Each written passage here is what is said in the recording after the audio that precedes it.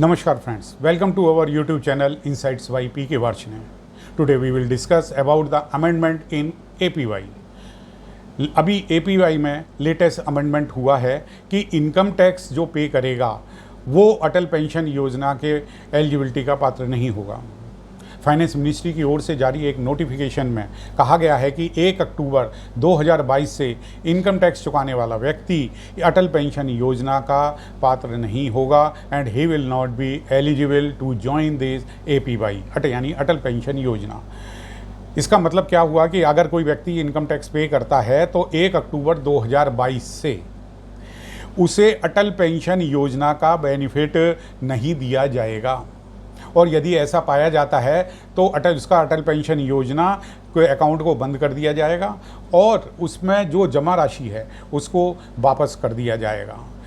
तो दूसरे शब्दों में हम कह सकते हैं कि जो व्यक्ति इनकम टैक्स पे कर रहे हैं वो अटल पेंशन योजना से बाहर हो जाएंगे और जो इनकम टैक्स पे नहीं करता वे अटल पेंशन योजना को ज्वाइन कर सकता है। दूसरा अमेंडमेंट क्या है कि अटल पेंशन योजना का जो सब्सक्रिप्शन है वो अब APY के थ्रू भी हो सकेगा। अटल पेंशन योजना यह 2015 में शुरू हुई थी जो कि अनरिकॉग्नाइज्ड सेक्टर के लिए थी, असंगठित क्षेत्रों के लिए थी, यानी समाज में जो तबके के गरीब तबके के लोग हैं उनके लिए थी।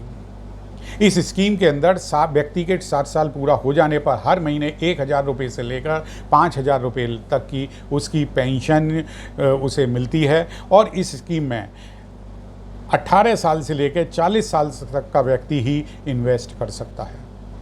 इन्वेस्टमेंट की राशि क्या होगी, जो सब्सक्रिप्शन है एज वाइज एक चार्ट दिया हुआ है, उस चार्ट के अकॉर्डिंग ही वो उसे पेमेंट करना होगा। अभी आपने जाना कि लेटेस्ट जो अमेंडमेंट हुआ है APY में यानी अटल पेंशन योजना में पहला चेंज हुआ कि इनकम टैक्स पेयर व्यक्ति जो है वो इस योजना का स्कीम का बेनिफिट का पात्र नहीं होगा और दूसरा APY का जो सब्सक्रिप्शन है वो अब ये UPI के थ्रू भी हो सकता है। आज की वीडियो में बस इतना ही। आपको हमारी वीडियो अच्छी लगी हो तो आप इसको सब्सक्राइब कीजिए and wait for our next video. Thank you.